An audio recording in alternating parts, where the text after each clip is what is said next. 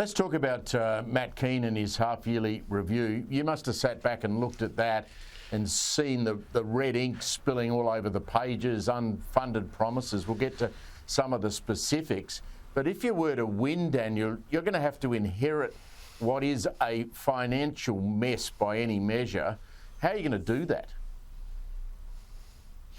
Well, Steve, you're dead right. The books are not good. It shows how after 12 years of privatisation, cuts and offshoring, New South Wales now has the weakest economy of any state in the Federation.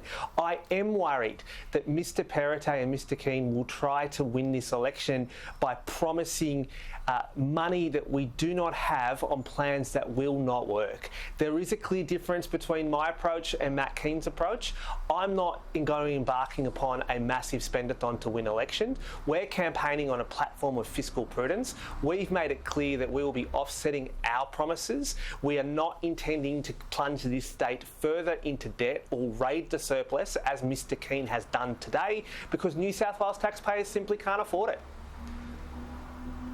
We've got transport infrastructure costs with a $3 billion blowout. Now, those projects presumably are contracted, so you can't cancel them, you can't back out of them. Are you able, or do you have a plan to try and bring those sort of blowouts under control? Well, Steve, you're dead right. We have got to get the blowouts under control.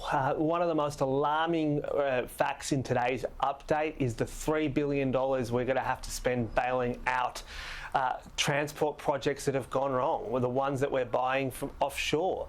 The worst thing is that after 12 years, this government shut down the rail manufacturing industry, got rid of the jobs, offshored the work, and inherited the blowouts. If it wasn't for the fact that Mr Perrottet and Mr Keane decided to build a lot of this infrastructure offshore, we wouldn't find ourselves today having to sign off on a $3 billion bailout for a bungled project gone wrong. Well, we've got reports today that we've got Spanish trains that can't go to country New South Wales. How the hell does that happen? Yeah, I mean, we have ferries that aren't waterproof. We've got trains that don't fix the tracks. We've got trains being bought from Spain that can't be used on the network. We're having to retrospect and retrofit a lot of the actual rail lines themselves in order to cope. It's just an example of a government here's its best days are well and truly behind it. And it's clear as to why this state desperately needs a fresh start. We can't continue to make the same mistakes we've made over the past decade, especially because the opportunity of building jobs here is so strong. Well, if you win, you've got a huge job ahead of you. Daniel Mookhey, thank you very much for joining us today. Thanks for having me on.